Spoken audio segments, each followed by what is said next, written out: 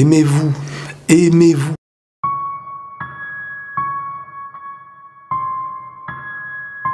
Vous savez pourquoi je dis ça avant de commencer?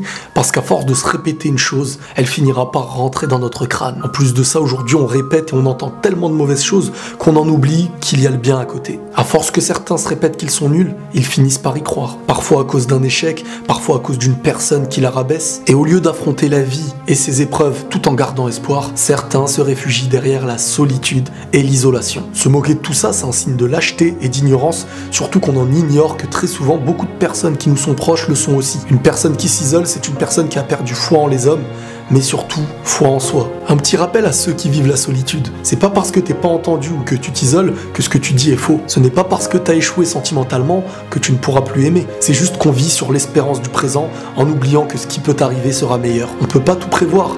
Laissons la vie aussi nous offrir ses meilleurs fruits. Aujourd'hui, on se base uniquement sur l'épreuve sans en voir la récompense. Il faut connaître l'épreuve et la vivre pour parfois connaître le résultat. C'est comme au bac. Tu passes une épreuve, t'as pas forcément tout bon, tu vas échouer à certains moments, mais ça veut pas dire que tu vas échouer ton bac. Ou encore dans un jeu vidéo, tu peux perdre le premier niveau, le recommencer, éviter là où tu es tombé pour réussir ton niveau et aller au suivant. Comme je l'ai déjà dit, la vie c'est comme un électrocardiogramme, il y a des hauts, il y a des bas, ça fait bip, bip, bip, mais quand ça reste au milieu, c'est qu'on est mort. Donc vivons les hauts en appréciant les hauts, vivons les bas en sachant qu'il y aura des hauts, et c'est comme ça qu'on avance. Et dans la vie c'est pareil avec un passé qu'on pense échouer, sauf que ce passé échoué nous permettra d'éviter les erreurs du passé. Vous savez, ne plus croire en les hommes c'est quelque chose, mais ne plus croire en soi-même c'est autre chose. S'isoler ou être solitaire, c'est pas la meilleure des réponses face à un problème. Surtout que parfois il suffit de relever la tête, d'affronter le problème qui nous faisait peur, pour le soir même aller dormir avec un grand sourire. Et se dire que désormais on n'a plus peur de ce qui nous faisait peur hier. La vraie réussite, c'est pas de ne jamais tomber,